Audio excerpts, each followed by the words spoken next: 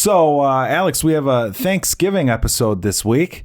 Gobble. Thanksgiving was yesterday. Yeah. And we haven't recorded in a while, so we're just lazy. We're lazy. We're also full of tryptophan or whatever the fuck it is. I had ham, actually. I had both. Oh, really? Living it up. Okay, nice. Yeah, no, I had no tryptophan, I don't think, this week. Did you get a good night's sleep last night, though? I did. Yeah? I got a lot of sleep. I did not. Oh, I did not. I mean, I did not. Yeah, hit right. her. Yeah, well, thank you. Welcome to Bored and Annoyed. I'm home at the movies. And I'm Jackson, and this week we're talking turkeys. Bored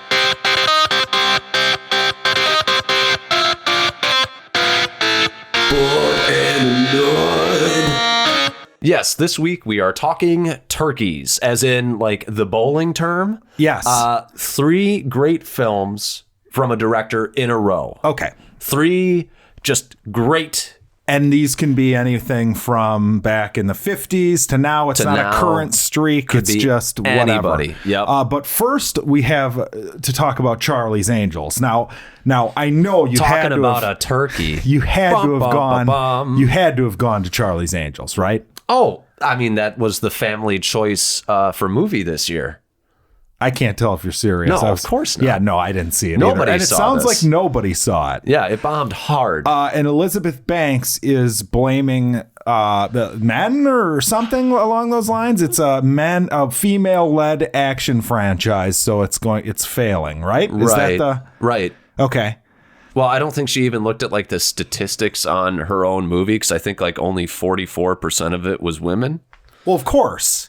Because you can't, I'm sorry, you're probably not going to make an action movie that's going to succeed on women alone. I mean, even when women are the stars, like the original Charlie's Angels, I would assume most of that audience, or not even the original, but like the 90s, late 90s, early 2000s one, most of the audience was probably men. Right. So let's get kind of specific in the things that she said. She said something about like, look at how many, they've made 15 Spider-Man movies. You know, I think that we can have a couple female-led action franchises every 15 years is thereabouts of what she said. So the idea is, people don't want female-led action movies. I don't think that that's necessarily the case. I mean, look at like Katniss, look at Black Widow, look at Rey is a female action star, and it's not... Terminator, Aliens, I know that's the ones people have been bringing up too. Right, yeah. So my thought is like, no, I don't think that that's it. I think the problem is that it's the property. Look, it was a show built in the 70s on the novelty of women kicking ass at a time when women didn't really kick a whole lot of ass, especially on TV. Now it's commonplace. Yeah. So what do you expect? Also, the movie looked like shit. Well, that's where I was going to go with this, is like, people are going to hate when I say this, but you're making an action movie. Men need to support an action movie. And the trailer was like, it looked like my worst nightmare. Like, I don't want to see a movie that looks like it's like preachy in a sense. It looked like, you know, there's comments in the trailer that make it look like one of these like they're trying to they have a message, right? It's not like it's just like a general fun action movie. It doesn't look that way to me. I'm sorry, but if you want men to go see your movie, this is just the reality. You probably want like hottie, scantily clad women. I don't even think you need that. I'm gonna disagree with you on that. I think what you need is good looking action with an interesting story, and not stupid, oh look, there's another closet full of clothes jokes. Like, you want your movie to have broad mass appeal, and usually action movies kind of try to cover that gamut. This didn't try to bridge any sort of gaps. This was made specifically for women. It had sort of anti-male sort of lines in the movie. But it also had terribly sexist, stereotypes in the movie about women. Yeah, so but you grab your girls and you go see Charlie's Angels. But who is this even for? Well, this is the problem I had after watching the latest Terminator movie too, right? Because I'm sitting there going like, I don't understand what man who I would think would be the bulk of the audience to see this movie. I mean, Right. we need to be realistic about what we're making here. Right. And that doesn't mean that women can't be like the star of the movie. I mean, we talked about that to death about Linda Hamilton, Terminator 2. Sure. She's the heart of that movie. Yep. And I have no problem with that. But like, it's annoying when it's like almost all of it's just in your face. It's like you didn't try necessarily to make a movie for everyone. You had something you wanted to wedge into your movie, and it's going to annoy people. And I'm sorry, but men don't want to go see this Charlie's Angels movie. I mean, let's be honest. Nobody wanted to see it, though. That's really kind of like, I look at it this way. It's like, we talk about IPs all the time. This is an IP that's dead. I mean, who has affinity? Our generation would be the generation that would have affinity for it because of like the Lucy Liu ones. The Cameron Diaz one, Yeah. But which was okay. It was like a fun little action movie. I didn't see them. They didn't. Okay. I mean, but you might have had some sort of Charlie's Angels. Yeah, right. If the movie had looked good, but the problem is one, the trailer looked terrible, but also this doesn't have like the 4-quadrant appeal. This doesn't appeal to old people. No. Old people see less movies than young people. No, you're right. Like the 70s Charlie's Angels fans don't care to see this either. It's for no one. It's a dead property. Yeah. So, well, if it's for anyone, they're targeting the audience that is least likely the demographic to go see a movie like this. Right. Young females who have no affinity for this property whatsoever. Right. Yeah. Good luck. Yeah. Good luck. You're not getting the pitch perfect crowd to go see Charlie's Angels. Right. And guess what? Not so hot prediction here. Black Widow is going to come out next May and prove this so fucking wrong. It's going to be embarrassing. Black Widow is probably going to get close to cracking $1 billion. Sure. It's a Marvel movie. I mean, but that's part of it is like it's a Marvel movie, but guess what? It's a female-led one with an interesting character that people like. It'll probably have a little bit of like a feminist message too, but I don't have a problem with that, but it won't be, I would almost guarantee the trailers for it aren't like girl power line over girl power line. Oh, let's see our closets. Look at all the, you know what I mean? It's just not going to look like a dumbass movie. And there's something to be said about girl power, and then there's something to be said about man bashing. There's a difference. There's an absolute difference. You can have girl power and not be like, fuck men. Yeah, they're the worst. I feel like that was the first part of that trailer too, was the Twilight chick. Yes. And I forget what the line was, but it was just like, this dumb man is trying to like pick her up, and it's just like, oh yeah, you're just shitting on your prospective audience in the first 30 seconds of your trailer. Right. Well, and then I think about it too, like talk about her, like she's actually kind of a fine actress, Kristen Stewart. I like her. I feel like she gets shit on a lot, and I like her. She gets shit on a lot, but she's kind of box office poison. That's kind of the thing. I'm kind of intrigued by that stupid looking movie she's in where like there's like a monster in the deep of the ocean. And I haven't even seen the trailer for this. No. Yeah, it looks kind of fun. Okay. Yeah, like somehow they're like there's some sort of like 20,000 leagues under the sea type monster, and they fall to the bottom of the ocean, and it looks like a fun time. But, okay. Yeah, I liked her. I like her in Adventureland. That was a good movie she was in. I don't hate her. No, I don't. But you're right. I think people don't like her. Well, I think the whole cheated on Robert Pattinson thing. I think that hurt her career. Then she's kind of just weird. Like she's socially awkward. I think she has social anxiety, so she comes off kind of abrasive in like interviews. She's got a little bit of that resting bitch face that people talk about. Well, and some people just hate those Twilight movies too. Sure. So it's like kind of like this trifecta. The dummies are casting Edward as Batman. Yeah, exactly. Yeah, because let's judge people based on a terrible franchise they were in. Yep. That actually made tons of money. Someone liked it. Yep. I mean, honestly, we can talk shit about it all we want, but hey, they knew how to make money with a cheesy, stupid, chicky movie. Female-led movie. Right. Don't spend so much money. Yeah. Make something that, looks like it will, they targeted the correct audience. You're not going to get the Twilight audience with Charlie's Angels. No. You know what I mean? Like, that's pretty simple. I mean, the Twilight audience is aimed towards 12 to 14-year-old girls who are all about men. Oh, whereas Charlie's Angels is aimed toward. That's a good point. I mean, that's really, actually a good point. They're all about men. They're all about like getting that boyfriend, get that boyfriend, the movie. versus this is like, fuck your man, the movie. That's true, because Twilight, the whole thing is like you have two, like, you know, quote unquote alpha males who are these like protector type characters. It's not shitting on men. That's a good point. Yeah. So anyways, we can get off that topic. It's just one of those things. I think we both agreed it's something worth bringing up because it's just so fundamentally wrong. It just skips over the mental gymnastics that she had to make. No, you just made a shitty looking movie. Yeah. Poorly marketed, looked like shit. Nobody wanted to see it. That's as deep as it gets. And apparently the word of mouth is not good. It's got like a B- on like, you know, like for people leaving the theater, which is, I always take like a grade below that. Sure, because the audiences are idiots, right? I mean, I'm not going to say that, but I will. But, you know, if it's got a B-, I mean. Yeah. Yeah, you're not going to rush out to see it. No. If everyone went and saw it and it was like, oh, this is just fucking great, that's a good point. Like, maybe you'd go see it. I think I'd probably, if word of mouth came out or the reviews for it on Rotten Tomatoes, it's like a 79 or 85. I don't think it's even that high. Yeah, no, it's not. It's 50s, way, right? It's 50s. Apparently, it's just mediocre garbage. You know, it's just bleh. But, I mean, it looks boring. Yeah. It's an action movie where the action didn't look cool. It's true. Well, then now we have to look forward to Invisible Woman. Oh, yeah. Starring and directing is Elizabeth Banks. Yeah, which she wrote and directed this.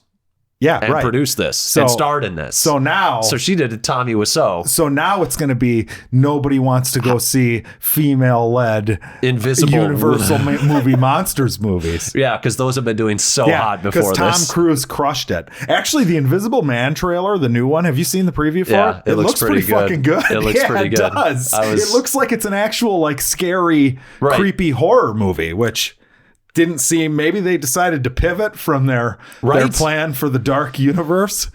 Good. Yeah. That's not a universe. No.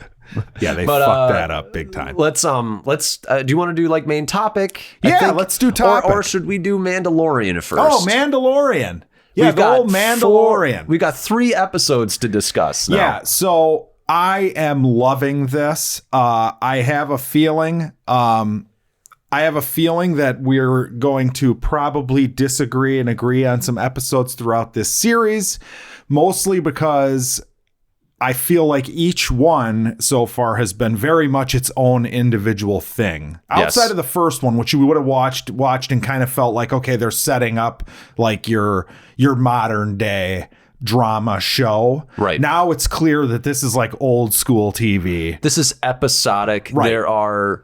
He gets into a new situation, new problems arise. Yep. By the end of the episode, he gets out of that. He's still in a he's in a new situation by the end of it, and then you get to see where that plays out. Yeah, there's an overarching like plot. Right. But each episode is its own individual thing. And to me, this is nailing what Star Wars was like always meant. Like, this is the inspiration for George Lucas to make Star Wars was this. Yep. You know? So I am thrilled with it.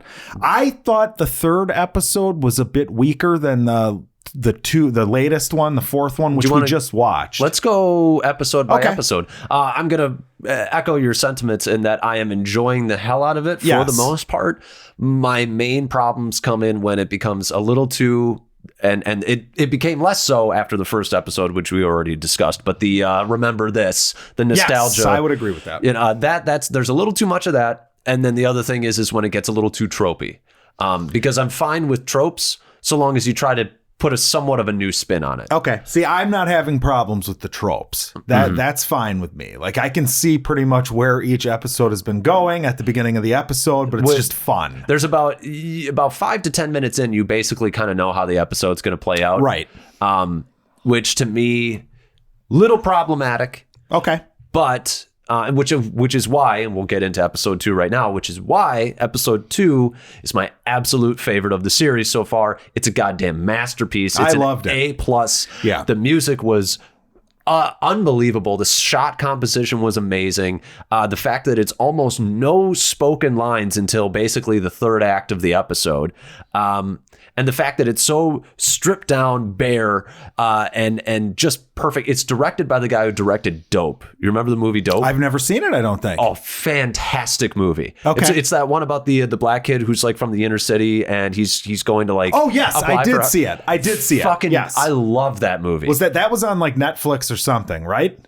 I feel like I saw that. I feel like I saw that streaming somewhere. It went to theaters, but it did go to Netflix. But yes, that was a great movie. And so that was a few years ago. I forgot about that one. He absolutely knocked it out of the fucking park with episode 2. What did you think? I think the second episode is far and away the best one so far. Yes. I would agree with you 100% on that. It's just so fun. It's such Star Wars shit too. Like the little touches, and we're gonna spoilers, right? Sure, spoilers for the whole series. Yeah. So I love. There's something that happens in it. The egg when the Jawas get the egg, and it's just like they just start. That is so like Star Wars to me. Yeah. Yes. That was perfect. I mean, just talking about like certain things, like the whole like he gets back to his ship, and that's fucked. But I like the whole like. Even just the pacing at the beginning when he's walking through that gorge. It's great. And then like you see the reflection on his helmet of the guy jumping over. Like that was it's amazing. Spot on. The fight scenes, I actually feel like those were the best in that episode overall. Far and away. It's not even close. Yeah. Because I haven't really been too impressed with any of the other action on the show. Right. To be honest with you. I'm right there with you. Episode 3 and 4 have okay stuff. Yeah. Episode 2 felt like a mini movie. Right. Like it was that level of quality. I feel like they all feel like that, but you're right. Two feels the most like quality wise, but it's tough because they've kind of got the settings easier. I feel like it is. Well, it's the whole barren desert, right? Which allows for some. I mean, there were so many screensaver level of like perfect shots. Yeah, there's that shot with him and Baby Yoda like walking the sunset or whatever. It's great. I mean, it's so many and it's got great Nick ones. Nolte as the I have spoken, which is just one of my favorite things about the show so far. He's awesome. Yeah. I love. Okay, well, there's that scene where like the Baby Yoda's trying to heal the thing at the at the fire. That was great. The fight. I'm not understanding this though. There's some things I'm missing here. Sure. What's that? Well, okay, so we talked about the idea that like 50-year-old Baby Yoda has like the knowledge of a 50-year-old perhaps. Sure. But he's just a baby, so he can't like, but did anyone teach him any of this stuff? Or does he just do this shit? My guess would be is that, and I'm not exactly. Obviously, maybe it doesn't matter, but. I'm not the biggest fan of this because it leads to problematic things in Star Wars, but maybe his race is just really strong with the Force, so they just have an innate understanding of that. But I've never been a fan. It's kind of why like I'm not the biggest fan. Like in Dragon Ball Z, like Saiyans are just like the best race ever. Okay. And I'm like, that's a little racist. See, I don't have a problem with the idea that whatever species he is, or even if he's a clone or whatever it is super powerful with the Force. But I never got that, and this is just me being too nerdy for ruining the show for myself. But I never got the idea that Yoda wasn't trained by someone, and Yoda like all the shit he teaches Luke about like lifting the X-wing and shit. And, maybe it's like the idea like they say like we're more in tune with, like you can learn a language much quicker when you're a child. Okay. Maybe it's kind of like you're more in tune with the Force, and as you get older, like, you get that dream and beat out of you kind of thing. Also, there's just a problem in Star Wars where it's like you watch Empire Strikes Back and the whole point is like the X-Wing is only bigger in your mind. So realistically, it's just like lifting anything else, right? That was kind of the message there. Yep. But then like Baby Yoda passes the fuck out when he stops that monster, and it's like, well, he's a baby. He's a baby though, yeah, right? But would he have passed out if he lifted like a little pebble off the ground? Maybe. I doubt it. Maybe. I doubt it. We don't know. I'm going to say I doubt that. We don't quite know, but I do agree with you. So there's like these little inconsistent, as Star Wars now, we're not used to watching it like get bigger at the pace that we've seen in the last few years, right? And as that happens, more of these little problems are going to arise. Well, it comes down to the interpretation of the writer versus your interpretation as a fan. I would tend to agree that you're right, because that's the whole damn point.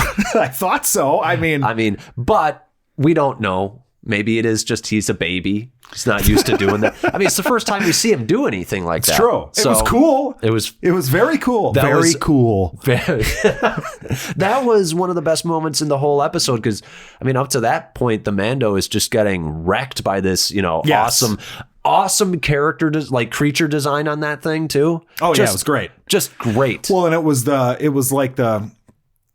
the final straw as far as securing the Mandalorian's necessity to protect this thing, his connection to it. Yeah. So it was perfect. And I loved seeing inside the Jawa, little, that thing. You never got to really see that before. That was cool. Are they on Tatooine or not? I have no idea. Because that's where I get confused with Star Wars too. Is it's like, okay, so there's Jawas on all these desert planets, or is this just Tatooine? That's kind of because we didn't see Jawas on Jakku, I don't think. No, we didn't. That was my problem with the Jawas being included at all. Was because it is like a, hey, remember this. But they work so well. That I'm willing to. It's like my one gripe with episode 2. Other than that, I'm like, goddamn perfect. Right. I don't know what else there is. I mean, that was a great moment. The music when the whole operatic music throughout that episode especially, but the show. Yeah. It's so Star Wars. Yes. And it's its own thing. It's Western we have this, Star Wars. Right, it's the most Western Star Wars has ever been. Yes. Which I love, because his main theme is so old Westerny. Good. But it's such a perfect homage to what John Williams did with Star Wars, which I think you could argue is the heart of the entire series. Is the music? Yes. Yeah. I think you could make my favorite that thing argument. about the final trailer for the new new because episode. They added Duel of the Fates into the. Oh no, I didn't even see the newest one. No, I just love the whole the ba ba ba ba ba, but they do it in the most triumphant way I've ever seen in one of the trailers. I was like, this is fucking amazing. But it's great when he flies off and it's full on Star Wars triumph. Oh, it's perfect. And then they get to the cockpit and it kind of does the twinkly kind of it's magical. It slows down, it gets real quiet, and it's little baby Yoda sleeping. I'm like, this is genius. This is great direction. Great direction and the way they're doing all the Star Warsy shit, all the goofy wipes of the screen for the transitions. Perfect. Yeah. Love it. Just stuff that, you see it and it's just Star Wars. Right. So I enjoy that. Let's talk about the third episode, I guess, if we're just going to roll through this. So the third one was basically he turns in Baby Yoda, feels bad about it, and then wants to go break Baby Yoda out. Yep. And I'm loving that Apollo Creed is in this. Love him. Yeah, he's awesome. He was one of my favorite things in episode 1, actually. Yes. So him, and then there's the what's his name? The director, the documentary guy. Von Trier. No. But yeah, that guy is in there. So I'm wondering, is this planet seems to be the hub, whatever planet this is, but is he going to go back there? I don't think he can. I don't think he can after the events of episode 3. I have. There's lots of good things. Like the final battle was actually kind of fun for the most part when the Mandalorians come in. Yeah, it was good. It was okay. I mean, it was pretty fun. I like the stuff him going into the Mandalorian base with all the money and making his armor and shit. That's awesome. By the way, Werner Herzog. That's what it was.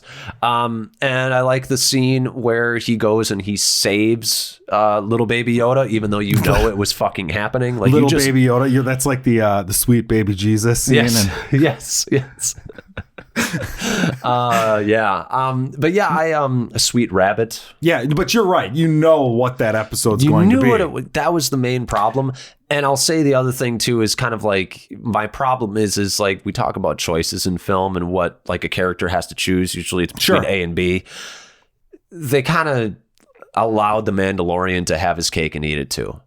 He gets to both have his armor and the bounty, and he also gets to save Yoda. That's true. And I'm not 100%. Now there is a cost, which is now he can't be like a bounty hunter anymore, and he's got a bounty on his head. But as far as in that moment, I think it might have hit even better if he had actually like had to try to take Baby Yoda, and he's on the run for like that whole episode from that point on. Maybe he can't go get more armor made, or if he can, like, maybe that's a choice that person has to make. Or he has to make the armor and screw over the Mandalorian tribe, basically. Something like that. Yeah. I just think it was a little too by the numbers. Well, we should get used to that, I think. Yeah. I think that's kind of the show. I am a big fan of the fact that he is so like monotone and you don't see his face, so you really can't like read his emotions. He's just a super calm character. Yep. But you don't know what's really going on in there because that helmet's on his head. Yep. So that's really fun, I would say, to watch throughout all of the episodes.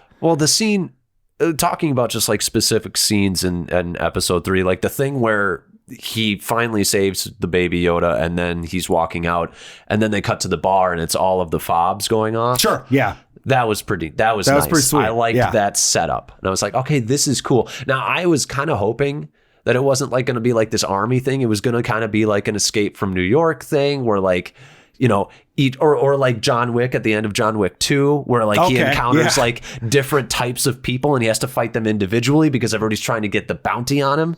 Because why would they all work together? It's a bounty, like they're all... That's true. They should all want to get that kill themselves. Yeah. It's a good point. So to me, it was like, that was kind of a missed opportunity. That's one of my favorite things in John Wick 2 is like you get all of like these different fighting factions, styles and different types of people. And you're like, oh, I get that guy. We only spend 2 minutes with that guy before he is dead. Yeah. But I get him. Right. No, you're right. That is one of the coolest things about the world building in John Wick. Yeah. But no, I think the problem is with what you're imagining is the way that the show is designed. There's just simply not time to do that kind of stuff. Right. The show is very, like we talked about, it's a serial. It's very episodic. And I love the fact that they're not stretching the episodes to a specific length. Yes. They all seem to be the length that they need to be to tell the story that they want to tell. Yeah.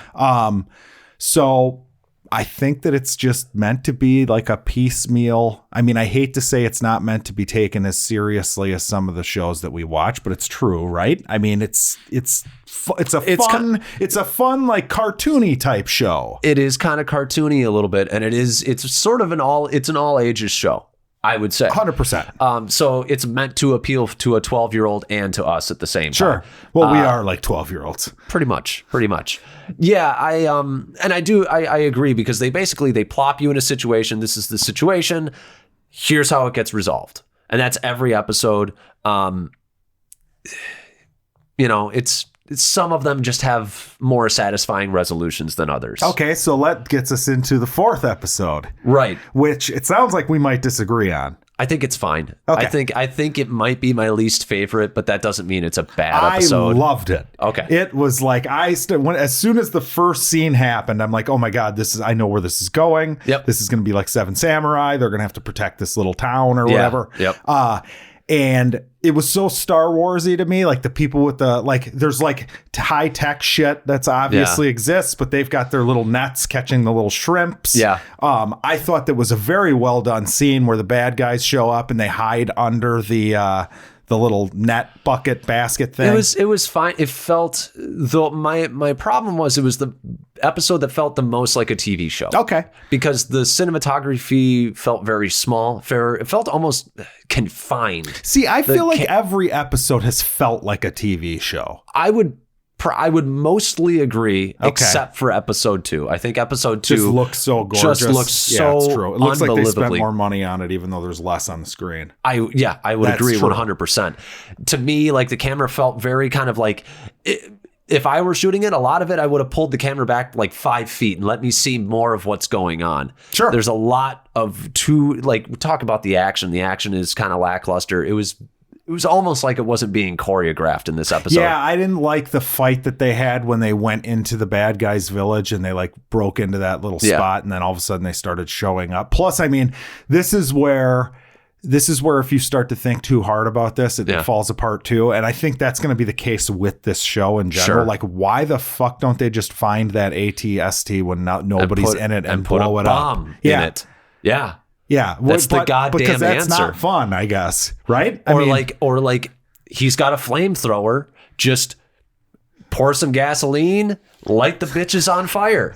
It's a kid's show, I know, but hey, I mean, he's supposed to be a ruthless killer, and I don't fully buy the whole, like, I met this woman yesterday, now we're in love, and I'm thinking about taking off my helmet. Yeah, I like that. I love that. Not a big fan. That's where this show is going to bother people, that stuff bothers, because this is the show. Right. I mean, they make a mention that he's been there for like a few weeks. Yeah. So that little 30-minute episode is a few weeks. Which you just don't feel.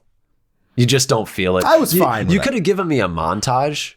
And you want a montage? A montage of him breaking down. Maybe he's like frolicking in he's cutting the vegetables with her. And they laugh. He slaps his knee. Yeah. Yes. Exactly. Something that totally breaks the tone. Fine. Something that totally breaks the tone. No, I didn't feel it. Okay. And we talk about reviewing things all the time. It's like, it's all about what emotion does it make you feel. Sure. And for this, I just sort of felt like to me, out of all the episodes, it felt the most like a filler episode.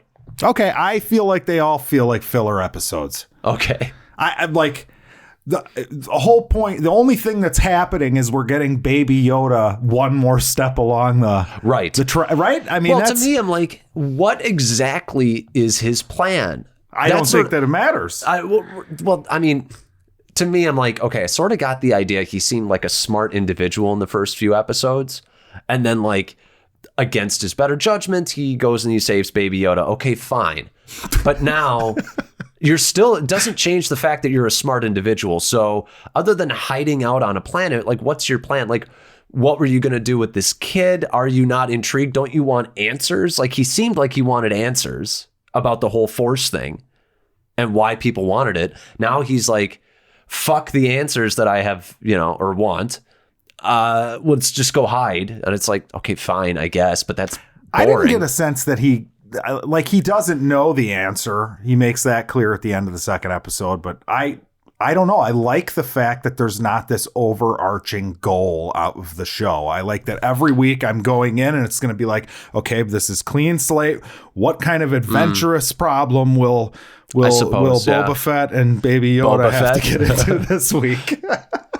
There's that remember? Yeah. Well, I have two characters. One of them, it looks like Boba Fett, and the other one is literally being called Baby Yoda. Yeah. So that is the Mandalorian's a cooler character than Boba Fett by a mile. It's not even close. Mandalorian has instantly cemented himself as one of the coolest characters in Star Wars. I would agree. I would also say this is going to be, maybe I've said this on the show, maybe Star Wars Week or something. I would say that Jango Fett was a better character than Boba Fett.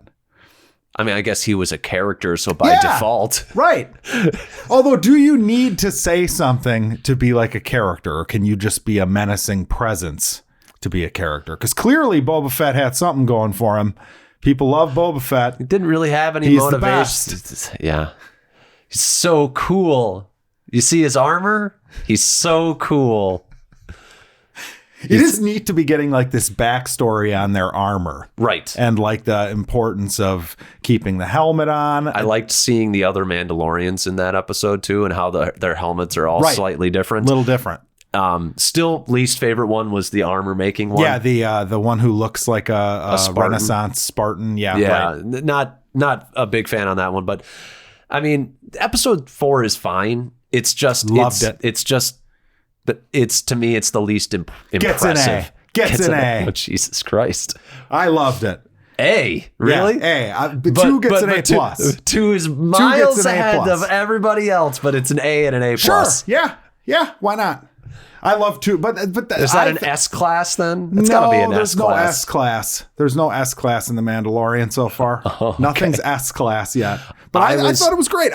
So like, I'm not going to be like pitting these episodes up against each other either, really, because they all totally feel like different things to me so far. They do. Which is interesting. So I had a blast watching it. I liked it. Maybe it's just because 3 was kind of underwhelming for me. Maybe that's why 4 is great. By the way, there's a lady directed 3 who's apparently doing the Obi-Wan series. Yeah, yeah. And then 4 was directed by Bryce Dallas Howard. So yeah, you're probably right. Maybe it's an A-. I don't know, but like it's a show. I don't expect the set design to be like that fucking great. The problem is that 2 happened so early that 3 now and you 4, feel like you might have some trouble moving forward. 3 and 4 kind of brought me back to reality is the problem. Because 2 was just flat out. Now I'm absolutely stoked for the last episode of the season, directed by Taika Waititi. He's doing the final episode. So what if all of a sudden it's like this jokey, like, oh my God, yeah, tone just switches completely. I would not mind it. Space Hitler comes out. Let me tell you, Mando. Yeah, right. No, he's got Palpatine as his imaginary friend. Right, yes. No. Let me kill the child. But yeah, so overall, we like the show, right? Overall, we like the show. It's a fun time. It's worth keeping your subscription to Disney Plus for a couple months, right? Yep. All right. Well, what else do we have? We have now turkeys. Okay, so my turkeys are a little bland. Okay. They're probably pretty obvious. I mean, that's turkeys. most turkey, if you ask me. Yeah, I'm not a big turkey guy. No, but, so dry. Yes, I would agree. It is usually quite dry. But my first turkey is Christopher Nolan. Okay, what are the 3? I'm going to go... Oh, boy. Batman Begins, The Prestige, and The Dark Knight is I would say turkey. that's his best streak. Yeah, I would agree with that 100%. That's and I think that it's funny because I was like looking into this and I was looking at, okay, well, who are some directors that have strung? My thought went to like, the Batman trilogy. I mean, some people don't like the third one, but we'll look at that. And then I was like, oh, wait a minute. He made movies between these. He did, yeah. And I think The Prestige is underrated. I 100% love agree. The Prestige. I think Prestige is one of his best movies. It's fucking good. To me, for Nolan, it's like Dark Knight, Memento, maybe. Memento, yeah. Batman Begins, and then The Prestige probably would be my order. The Prestige is fucking awesome. I like The Prestige like better than Inception or the Interstellar movies. I would 100% agree. But yeah, so you think about like a guy like that. Now, he is solid. He's got a new movie coming out. And it looks like maybe a British MI6 thing. Time for a new protagonist. That ad is one of the worst trailers I've ever seen in my life. I liked it. He just goes up to 2 bullet holes and then it's like him running with a mask. Man. It's a teaser. Awful. It's all you need. Awful. Oh, see, you're on a downswing with him because of Dunkirk. I am. Absolutely. I love Dunkirk. Also, let's just put it this way. It's hilarious to me that it's his first black protagonist, and in the trailer it says time for a different protagonist. Oh, really? Probably on accident they did that. That is funny. Hilarious. It's his first black protagonist, huh? Yes. Okay. Well, yeah, I'm pumped for it. You're always getting an event with a Nolan movie, at least. You're getting some sort of he looks like he really is trying to hold a turd in every time he's you see a shot of him. He's really intense, trying to make something special. So right. Well, and the thing is like you think about like Nolan and thinking about like a turkey series. Each one should be great on their own, but it's almost impressive that is almost like it goes from impressive to more impressive as the turkey goes on. As like the streak goes on. Yeah, because I would say the turkey I just named, the best one is The Dark Knight. And I would probably say The Prestige is the second best. I don't know. Because I really love Batman Begins, too. Batman Begins and Prestige are really close, in my opinion. Yeah. But it's a double. It's a double. But I mean, Christopher Nolan, that's a great pick. One of my picks, Denis Villeneuve. Oh, you son of a bitch. Well, I mean, he's on my list. Yeah, well, which were your 3? So I kind of cheated on this one. Okay. Because Enemy and Prisoners came out in the same year, so I put that as 1. Oh, okay. But Prisoners, Sicario, Arrival would be agreed. mine. Agreed. Yes. And you know what's great about this one? You could have done Blade Runner 2049, but I think it's one of his weaker movies. Yeah. And it's great. And it's still a good movie. Yeah. But I mean, I think that's clearly Well, what's funny about this is they're such different fucking movies too. Yeah. Like, well, Prisoners is wildly different from Prisoners is like the true TV, like almost like serial killery, like kind of creepy one. And then you have Sicario, which is like this fucking gritty crime drama, drug cartel movie. And then Arrival's just an awesome like cerebral sci-fi movie. Yeah. And he hits all of them out of the park. I would say they're all A's at least. Right. What's your favorite of those? God, that's a tough one. Because like Sicario was the one that I was walking in probably the least excited for, but I enjoyed it a lot. It surprised me. It's probably Arrival. Really? Okay, it's I would go Prisoners. Prisoners is my favorite of his movies. Though. Prisoners is great. Prisoners floored me in the theater, but Arrival, I just love when you can tie theme and also like some sort of sci-fi element into it and make it I just loved it. The ending was just fantastic. The ending, that's the thing though, is like Arrival is probably not as good throughout as Prisoners. Prisoners' ending is amazing too though. It is, but Arrival's ending just like it, to me, it takes it right up. I can't wait until Dune. Right. I cannot fucking wait until Dune comes out. Right. But yeah, you just killed off mine. Are you going to kill off another one here? Well, I mean, I was going to throw out like a personal favorite would be like Taika Waititi's last three films, Jojo, Ragnarok, and then Hunt for the Wilder People.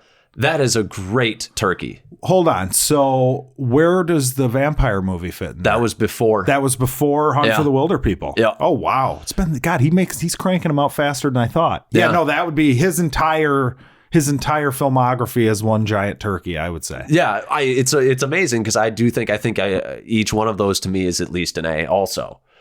Wildly, also we talk about Denis Villeneuve and how all of those are wildly different movies. Similar tones. They all have this, they have similar tones, but like wildly different settings. Plots, right. Yeah, but I still think, he's a little more like, I guess you could say the same about Denis, though, that it's going to be like a real thoughtful, kind of somber feel. I would agree. You're right. I think they have similar tones. Yeah. But yeah, those are like probably I think we named the big three. Okay. As far as like for me and what I've seen. Now, there are some other ones too, but when I was going through directors and sort of seeing what each one had, I was like, it's really tough to have a turkey, actually. Because I was looking at like let's see here. It's tough to eat a turkey. Turkey is tough. Well, like James Cameron. Okay, so Terminator, Aliens. And Terminator 2, is that his 3? The Abyss. Ah! And I don't know if I would put Abyss as like... It's pretty good. Like if it had been Terminator, Aliens, and then Terminator 2, I'd be like absolute... The best turkey of all time. Yeah, probably, yeah. Well, and then right after that is True Lies, which I also think is a great movie. Yeah, The Abyss. Yeah. So there's that one. Let's see. What is it? Where's one of the really good ones? Tarantino, Reservoir Dogs, Pulp Fiction, and then he screws the pooch with Jackie Brown. Now, some people love Jackie Brown, though. Not one. Probably my second least favorite of his movies. I would say. My least favorite is that Grindhouse movie. Oh, really? Okay, the one with the car. It's Kurt awful. Russell. It's just awful. But then he goes to Kill Bill, so it's like if you didn't have Jackie Brown in there, that's another great turkey. I don't know if you can consider Jackie Brown killing a turkey. I'd have to watch it again. To me, it killed his turkey. Some people love it. They love Jackie Brown. But for you, it's just that turkey is not cooked correctly. It's right. Well, okay. He got a 7-10 split on that third attempt at the... Yeah, he did. Okay. To me, yeah, he did. Steven Spielberg, E.T., Indiana Jones and the Temple of Doom, The Color Purple. I would say Temple of Doom spoils that turkey. Really? I would say The Color Purple, but that's me. I don't think the Temple of Doom is near. It's not that it's bad, but I think it's far and away of the three from the original trilogy of Indiana Jones, the worst one of the three. I would probably agree with that. Yeah, I would probably agree with that. Even though it is fucked up and kind of like twisted, that movie. Which I kind of respect. Well, yeah, Kalima. Dude, he rips out that dude's fucking heart. It's awesome. It's so awesome. But it's so dumb. Yeah. Well, and then like I do love oh God, what's his name? The little Asian kid. I love him. Roundhouse, what's something like round bottom round? I don't know. Short round. Short right? round. Short round. Yeah. He was also, I believe he was in the Goonies. He was, Yes. what was his name? Data? Data. Yeah. Was it? Yeah. Okay. I love that kid. In Temple of Doom, you just want to take him, and both him and the blonde like love interest in that. I just want to drown when I watch that movie. Yeah, no, I hate They're her. both She's awful. So That insanely annoying characters. That opening sequence though is so great in the Asian restaurant. That like is my favorite part of the whole movie. God, Indiana Jones is pretty fucking awesome. Yep. Okay, how about Robert Zemeckis? Romancing the Stone, Back to the Future, Who Framed Roger Rabbit? I thought about Zemeckis, and I feel like he probably has a few in there. Up until he made Welcome to Marwen, I was pretty much a Zemeckis guy. I mean, what did he make around Castaway? Like, That's a good. I mean, yeah. he made. I love Beowulf. Everybody talks shit about Beowulf, but I loved Beowulf. So that was his. He made I would say that the Polar Express movie was really good. I thought I've that never was great. seen Polar Express. He made fucking Forrest Gump. He did make Back Forrest to Gump. the Future. Yep. Robert Zemeckis, I feel like he's not talked about in like this upper echelon of directors like like some of them are. I think that he is one of the best. No, so he made Castaway, The Polar Express, Beowulf. So he was on like a CGI kick there. He made A Christmas Carol, which I think was another one of them. Yes, it was. But yeah, early 90s, he had the 3 Back to the Futures. He had Who Framed Roger Rabbit. Contact was a Robert Zemeckis movie with Jodie Foster. That's a great movie. I liked Contact. Yeah, so do I. Yeah. But yeah, he's, you know what? You're right. He does not get the respect that he deserves. Right. Well, and then I go like Peter Jackson. You could almost say just the Lord of the Rings trilogy is a great turkey. Yes. That's a tough one. Does that count? Because I was trying to kind of avoid that. Right. Yeah, I was kind of trying to avoid that myself too. Matthew Vaughn is really good. I mean, he's got Kick-Ass, X-Men, and then Kingsman. Okay. X-Men First Class. That's a pretty good turkey right there. Martin Scorsese. Yeah, well, he makes cinema. Yeah. He can't bother himself with. Nope. He made a turkey in one movie this year. It's literally like watching 3 fucking movies. Yeah. But no, he's had a turkey, I'm sure. Yeah. Scorsese. I was trying to avoid, and it's funny because I say I was trying to avoid easy ones, but we just had that conversation about Bong, and I think he's got a turkey too. He's got a turkey too. Current turkey. Yeah, he's going. So. David Fincher is really great. Okay. He had 7, The Game, and Fight Club. The Game. I love The Game. Do you? Wildly underrated movie. I absolutely loved it. Michael Douglas, and it is, you know what? That's a fun movie. It's like really you're always fun. trying to figure out what's going on. It's never the same after you've seen it once, though. No. Because that first time, it actually is a pretty good, like, it's got some twists and turns that you don't see coming in it. You could do Alfred Hitchcock too. Ooh. I mean, you take your pick here. Like you could do Vertigo, North by Northwest, and Psycho, or you could do North by Northwest, Psycho, and The Birds. Okay. How about David Lynch, your favorite director? Oh God, I don't. You know what? We'll save that for later. Well, I mean, he had Eraserhead, The Elephant Man, and Dune. There's Dune for you. Dune ruining the party. Dune is a fucking disaster. Did you ever see that documentary, Jodorowsky's Dune, about like the failed Dune movie? No. And how he had this big plan for a Dune movie. You were telling me about that, actually. Yeah, and he's like, fuck. He's like, God damn it, now David Lynch is making Dune. God damn it. Like, he's going to do such a great job. He's so great, whatever. And then he saw Dune and he was like, yes. It's fucking terrible. It was terrible. God, and that's another thing too. We talk about Villeneuve and how he's going to do Dune now coming up soon. That's a series that probably could be like the next Lord of the Rings, but do you see them doing that a series? I don't. Okay, I love Denis, but I am very, very hesitant. I'm super excited to see it, but I cannot believe that someone is going to be able to do a good job making Dune. It's just too fucking weird.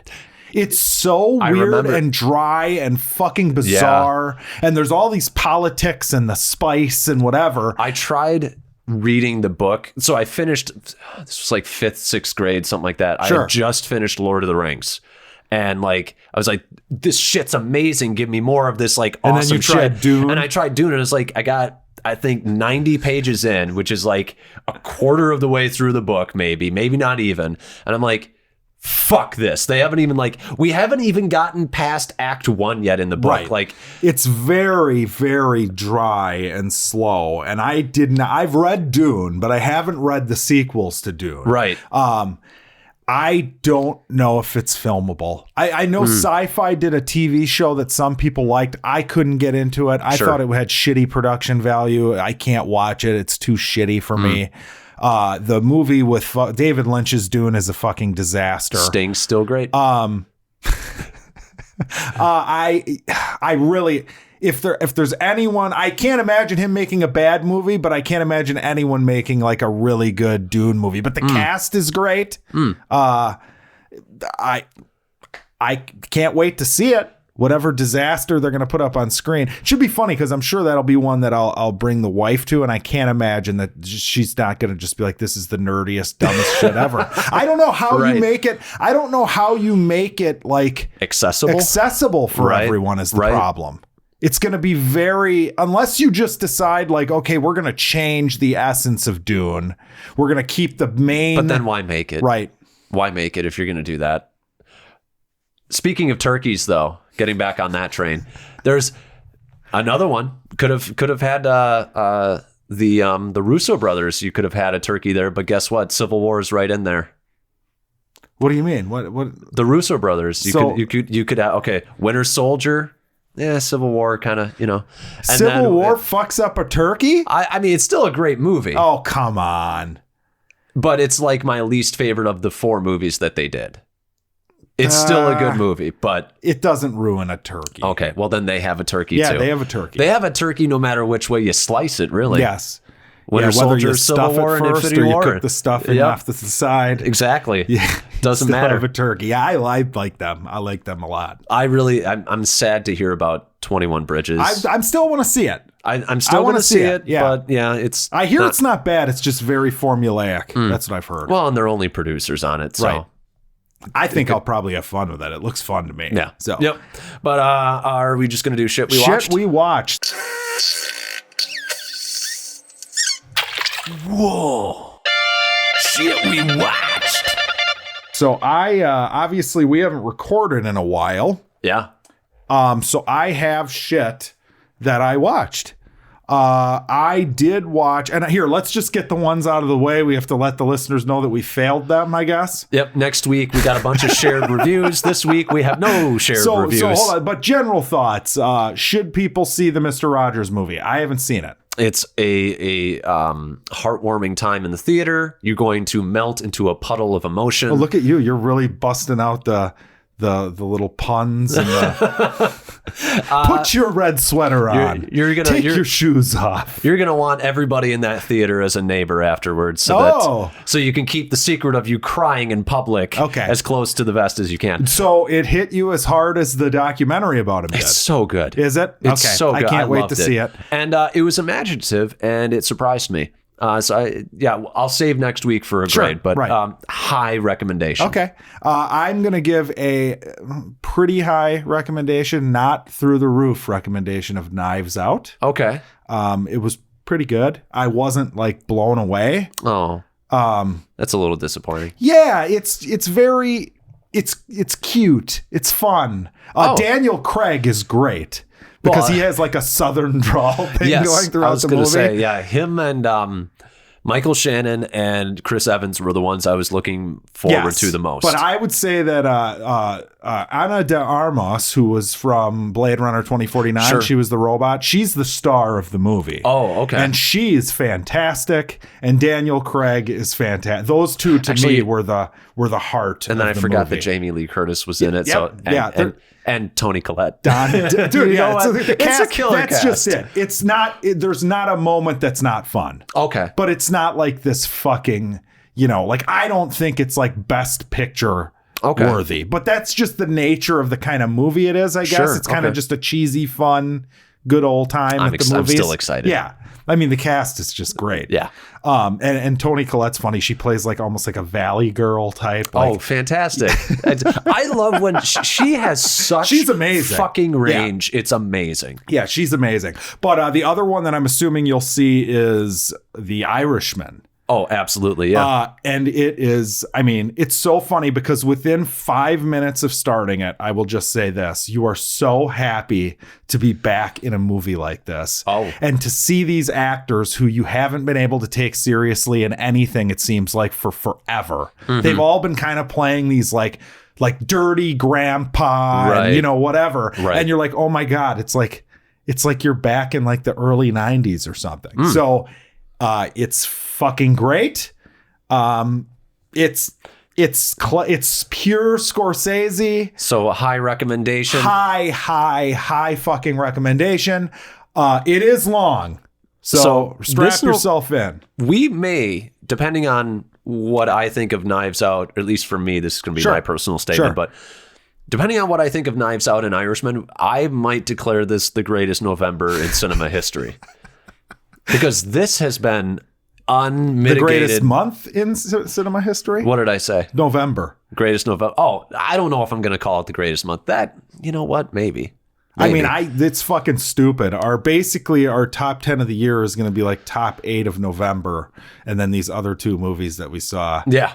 At other points in the year. Alita's still hanging on down there at number 10. Just really trying to hang on. But yeah, I mean, there's been some really, it's funny because I would have said people, it's annoying because you see shit, they talk about how bad movies are now. And I'm just thinking about this year and I think it's been a great year for movies. I think we had some really, it's been a sprinkling up until now where we've just gotten dumped with gorgeous movies. True. It's been other than that, I mean, I hated like going from July until now, basically. Sure. That was a bit of a drought of just I mean, we got Gemini Man though. Yeah. We got Gemini. That's all you need in life. What are we, some kind of Gemini Man? But yes, I believe I'm up to about 6 or 7 of my top 10 that are now I've seen in the last 30 days. That's crazy. Do you have more shit that you watched? I have, speaking of shit I've watched recently that's in my top 10 probably, this One Cut of the Dead movie. Okay. All I'm going to say is that the plot is that they're making a zombie movie and get attacked by zombies. And this is a foreign film, right? It's a Japanese film.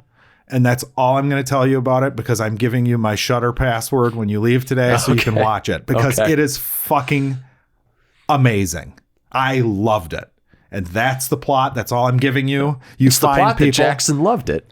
It's fucking, it might be top 3 of the year. Wow. And this came out this year. It came out apparently in Japan in like 2017 or something, or if it's been sitting in the can since 2017. Oh.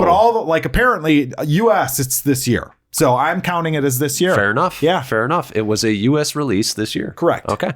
So I have a couple ones. I watched Lady and the Tramp. What'd you think? Disney Plus. It was a nice little heartwarming time. It felt like I was watching like an old Disney VHS at home when I was like 10 years old. I enjoyed the hell out of it. I really enjoyed it. It was a fine little time. I was kind of like really impressed with how good it was. Yeah, I really liked it. How's it doing? Like, do people like it? I don't think it's getting much traction. Okay. I mean, maybe it is with families. I don't know. I thought it was great. I enjoyed it immensely. It got the tear ducts working a little bit towards the end. Yeah. I thought it was good. And I think it was really well cast. Sure. Tessa Thompson and oh God, what's his name? Justin Theroux are the two main leads. Love Justin Theroux. They were really great. Speaking of Justin Theroux, I watched American Psycho. And he was in that? Which? No, he was. Yeah, Justin Theroux is in. I'm 99% sure he's in American Psycho. Which character was he? He's one of the douchebags with the slick back hair. I can see that. I'm like 99% sure that it was him. Okay. Yeah.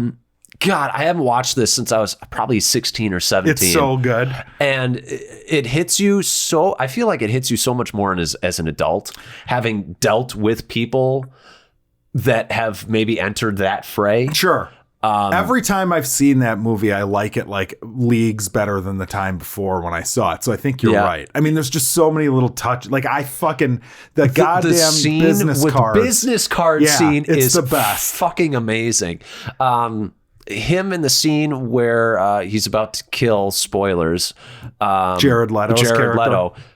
Lovely scene. It's so fun. It's Phil Collins. Yes, Phil Collins. Or was it Phil Collins he was talking about in that scene? Yeah, he's talking about the Genesis and Phil Collins. Okay. And his discography. And he also does that for, oh, God. I believe it's Phil Collins. Huey Lewis and the News. He also does that for Huey Lewis and the News. But goddamn, it's a fucking fantastic movie, and it's so weird, and I love the ending because it's exactly the ending that movie should have. And I didn't know that it was based on a book until recently. And watching it in that sort of mind frame, you're really sort of brought to the point where like, no, it feels like a book. It feels like with the inner monologue, it feels very personal, like a book, and lots of like little, like I almost look at like the guy who wrote it, like he had something he wanted to say about corporate structure in the 80s and stuff like that, and greed and all of that.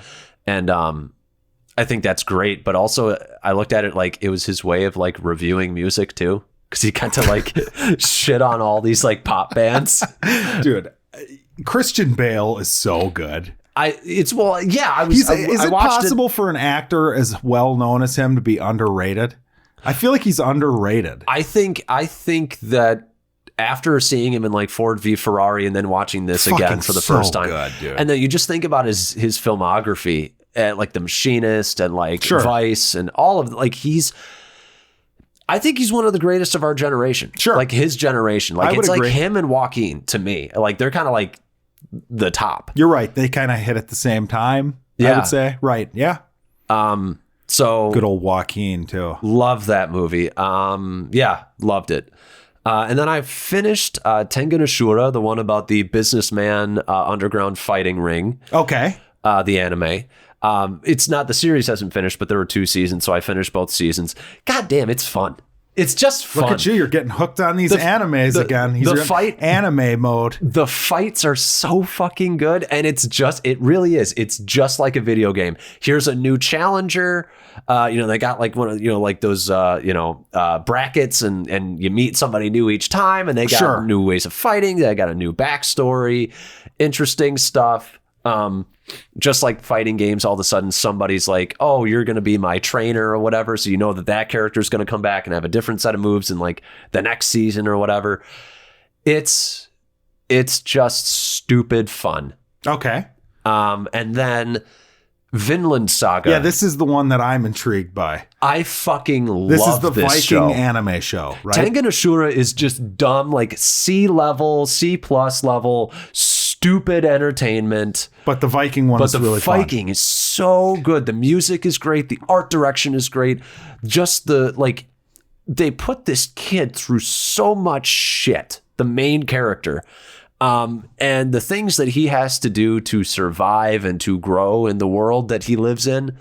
And then they even like take moments, and they don't last too long, but they take moments to just let you see what that does to a child psychologically. Okay. The fights are fucking amazing. It's brutal.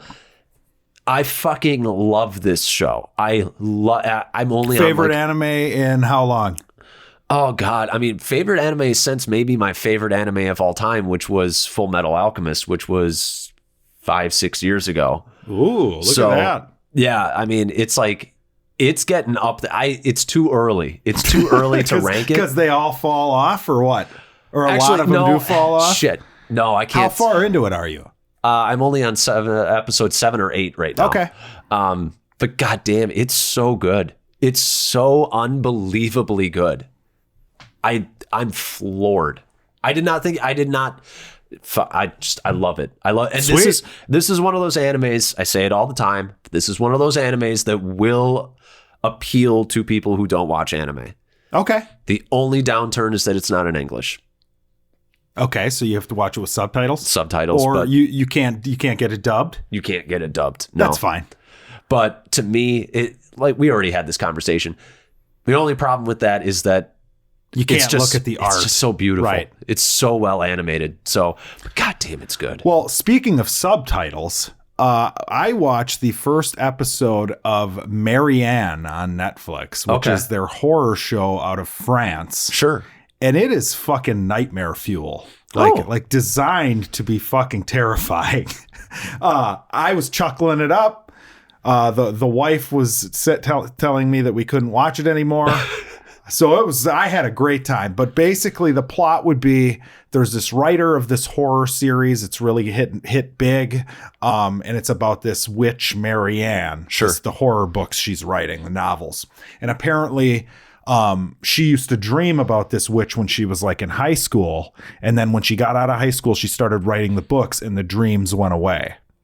Oh. So now she has finished the series. She's done. She wants to move on and write something else. She wants to be taken seriously. And the witch is back? And the witch is back in her hometown. So she goes back, and she doesn't think that the witch is even real, but she goes back and it is fucking... This sounds actually awesome. That's a great premise. It's pretty good. That's a really good premise. So I've only watched one episode, but the first episode was it had me, because I'm watching it and I'm there's one particular creepy shot in this that I could see making people shit their pants. Right. It is fucking creepy. You know what? So I would recommend it just to have one episode. Well, you made me just realize I really want to give the premise for Vinland Saga. Okay. Because then do it. But it spoils basically the first 5 episodes. Don't do that. Because it takes it to that point where you're like, well, and it makes it sound like it's slow if I say it takes it 5 episodes to get there. It's not slow, right? But it's not. It's it's all interesting, but nothing is as interesting as when it gets to episode 4 or 5. Sure. Maybe it's 4. No, maybe it's 3.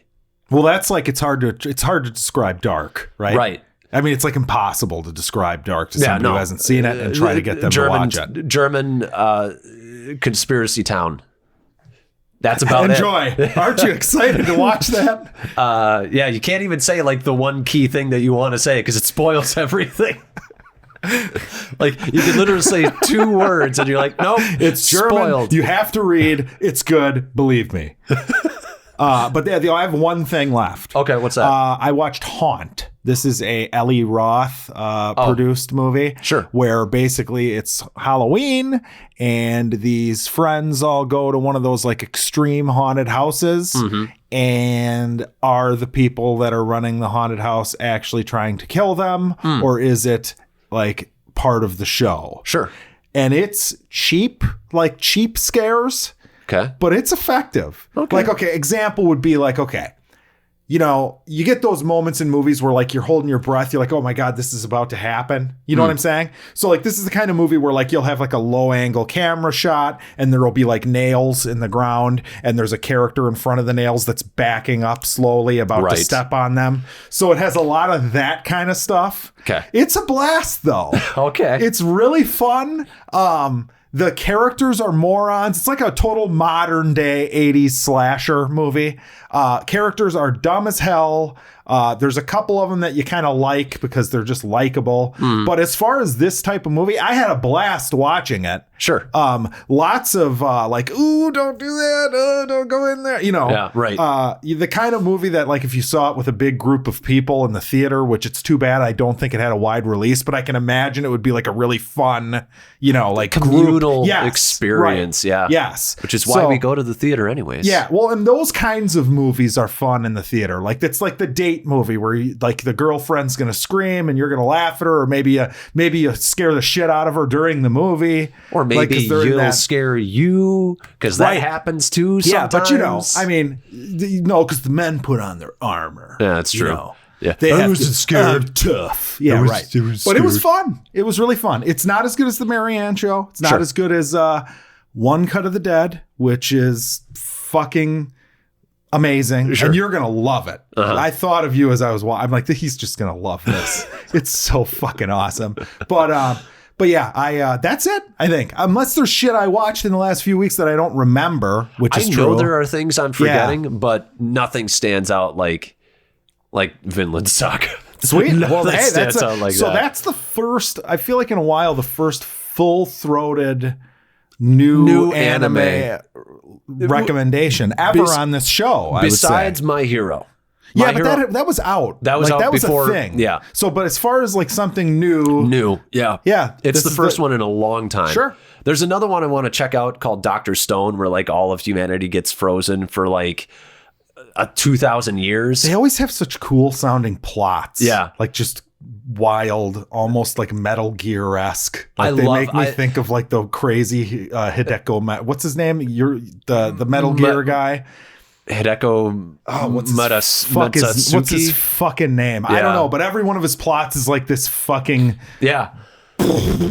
I know. I love that's Kojima. Something Kojima. I mean, there's but yeah, it's fucking. That one's, it's called Dr. Stone. It looks really good. Basically, like people start waking up, and then it's kind of like trying to restart society, like, get back to the point where we can maybe have electricity. Like one of the kids is a genius. Sure. So like he like remembers how to do these things. He's like, and you learn shit. You're like, oh, I didn't know that we did that with seashells, and that's how we got this. Okay. So it's an impressive question show. For you. Did you ever finish the Wandering Earths movie? No, I didn't. You did not. Okay. I will eventually. Yeah, I mean, it's worth watching.